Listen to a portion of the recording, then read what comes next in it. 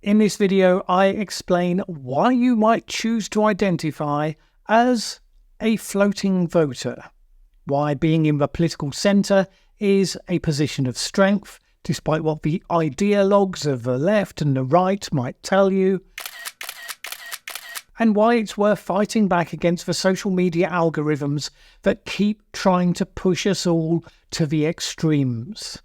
That process is one reason why we become so polarised, so ready to ignore the evidence of what's actually true in reality versus what we would prefer to believe, and why the politics of the free world has reached the worst place, arguably, it's been since the world wars of the last century. Sort of the manifesto for this channel, but that's a by the by. Let's jump in. I'm going to cover three things. 1, what's wrong with the status quo of where we are and why. 2, what does it mean to be a floating voter and to proudly define yourself in a way that's wholly removed from the facile left versus right spectrum of modern discourse. And 3, what does this mean in practice? And what will this mean on this brand new channel on YouTube on the videos and months to come? Now, before we start, who am I? Well, that will come over time. But for now, let's answer instead the question, what am I? For the short version, quite simply, I have been a floating voter in the United Kingdom for the last 20 years. I'm a keen observer of UK and US politics and geopolitics more generally, interested in the most important global issues, the trends of change in the different countries. More on all of that at the end, but let's talk about where we are and how we got here, the short version anyway. So part 1, our current status. It's hardly controversial to say that we are more polarised than we have been for a long time. This isn't how we expected these last couple of decades to go. I mean, we're exposed to more information, more data than ever before, more connectivity is possible between us and all those people unlike us across the world. Pretty sure most of us thought that would make us better informed, more tolerant, more in touch with reality than the human race has ever been. And then social media came along, with algorithms that were optimised for purposes of revenue through advertising, rather than building human understanding and community.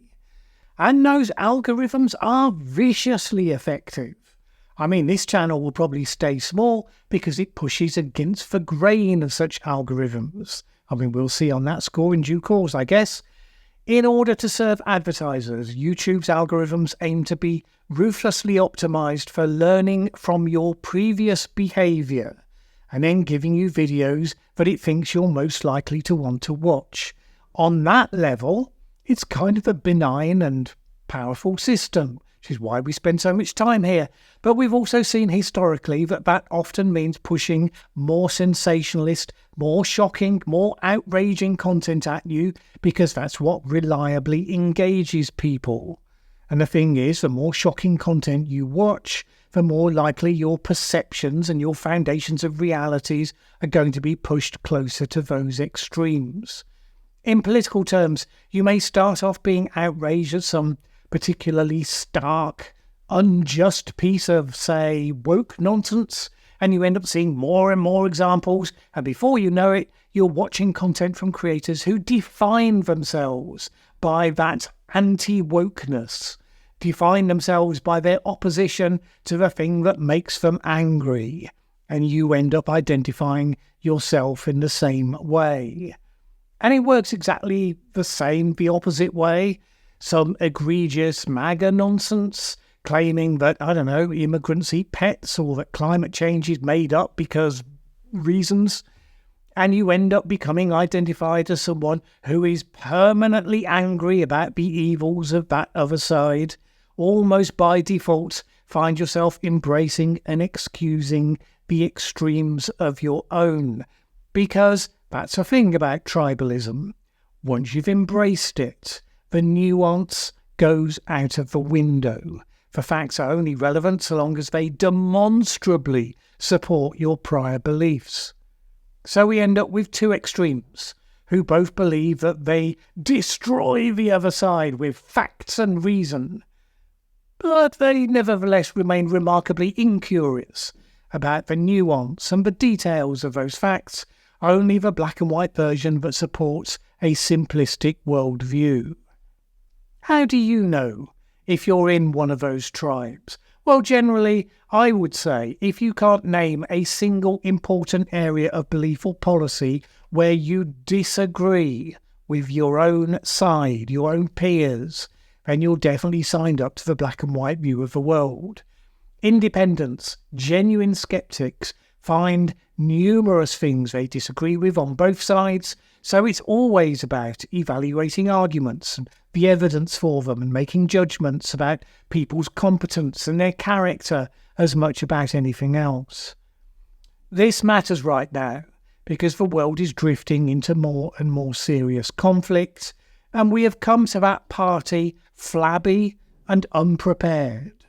Not only that, we're facing genuinely global problems, but we are psychologically ill-equipped to deal with such problems, and we have no systems to work at that global scope. It's not clear we're even capable of creating institutions that would do any better, but since we're mostly not even trying, something of a moot question.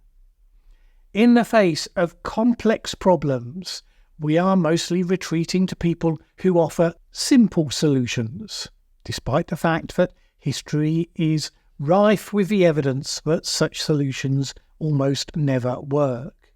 We run the risk of democratic decline as institutions that held for centuries are being undermined. The value of life used to be defined by the service and the contribution you could make to society, and has become completely fixated instead on our own self-indulgences, to the degree where our moral character is unrecognisable from what it was. Now, we still have the opportunity to self-correct. Human societies have been good at changing course in response to necessity. You should never rule out our ability to do so. But if we continue to get it wrong, we could easily blunder our way into a new dark age, where we only elect stupid people patently unsuited to leadership because they appear strong and they promise to fix everything, details unspecified. Or if not them, then we elect technocrats, people who think they're the smartest people in the room, and therefore the public need not worry its pretty little head about anything because they can be trusted to do what must be done. Now, while those are simplistic representations of recent events, they touch on genuinely important aspects of what's going on, and they explain why it's in our interest to understand our own age, not to be complacent, not to be satisfied with ignorance, to check the facts behind claims being made on all sides by wild-eyed Twitter gurus and distinguished experts alike. And above all, not to fall for the push of the algorithms, trying to divide us on tribal lines, to see only the worst in each other, and to believe that radical things must be done to fix problems that may not even be how they are described. So, that's the first part. Secondly, then, what does it mean to be a floating voter? I don't see this purely in terms of elections and how you vote, but let's start there for now. Any election that is a true contest, the voting blocks are reliably made up of three groups.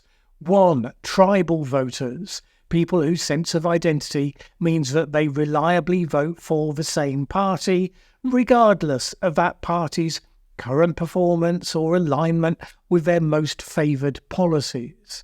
In the UK, this used to be clearly delineated along class lines. The working class communities voted Labour, the middle class and elites voted Conservative. Of course, within that, lots chose differently, but those were solid, reliable core votes based on those communities. So there were constituencies where people would joke that if they put a goat up for Labour, it would get elected. And others occasionally joked, noting the quality of some of the candidates who got through in such safe seats and said that it seemed as though Labour had done exactly that. Or the Conservatives, whatever. Ah, how we laughed. But anyway, in recent years, the size and stability of those stable voting blocks have begun to change significantly. Nevertheless, they are still a factor. Secondly, you would have voters who might vary down to the current situation, but are loyal to their perceived position on the political spectrum. So, for example, you might get someone who sees themselves as ideologically pure left-wing, who might vote Labour if a candidate is suitably also on the left. But if the Labour candidate is more of a centrist, which would be viewed by such an ideologue as being intolerably right-wing, they might vote for a leftist fringe party, or they might refuse to vote at all in that particular election. For an example of this in action in the United States, you could see Democrats who, in 2016, could not bring themselves to vote for their party's candidate, Hillary Clinton. So many of them pointedly refused to vote at all, arguing that as far as they were concerned, there was no substantive difference between Clinton and Donald Trump. And then finally, you have people who vote situationally, who see themselves as being broadly in the centre. I can't speak for all such people, but my view of how it works seems to be broadly compatible with how elections have actually tended to go over my lifetime.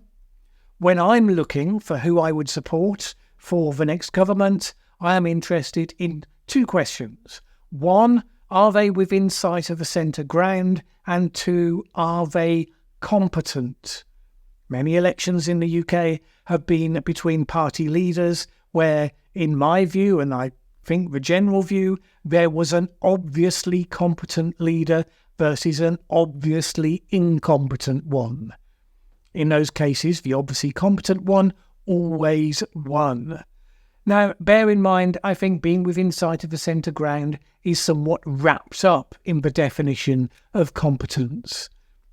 When, for example, Margaret Thatcher faced the extremely left-wing Michael Foot in 1983, Foot actually was a competent and intelligent politician, but he was seen by most in the centre ground as being too extreme, too left-wing, and hence unelectable. After all, highly competent extremists, probably the exact worst people to vote into office. Bear in mind as well, ideologues always believe that their opponents, whoever they are the extreme ones. I mean, to the point of absurdity. I recall in the United States, for instance, Vice President candidate then, Joe Biden, telling a black audience that the inoffensive centrist Mitt Romney would put you back in chains. Likewise, today's Republicans insisting that Kamala Harris is a communist. But the ideologues always vote broadly the same way, so with all respect to their excitable imaginations, their view of their opponents is not to be taken as that important in electoral terms. It is the non-ideological population whose decisions actually determine the outcome. And as far as I can see, the result is only unpredictable when we have the glorious, happy situation of having two obviously competent candidates, or alternatively the miserable choice between two obviously incompetent ones. So for me, in the context of voting, this is where we sit as floating voters.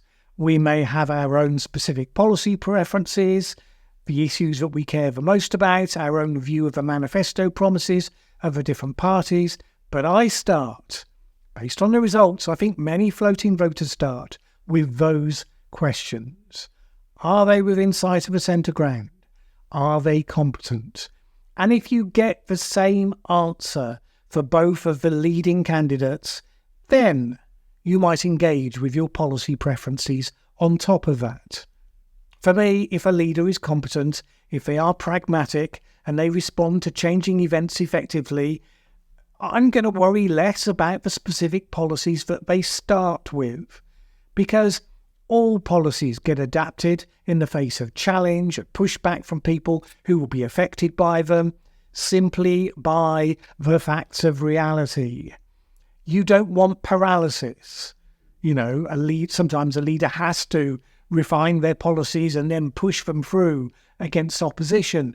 Great leaders often see major problems that can only be overcome with a significant program of change, but they generally succeed in taking the majority of people with them by winning the argument and then delivering results to show that they were right.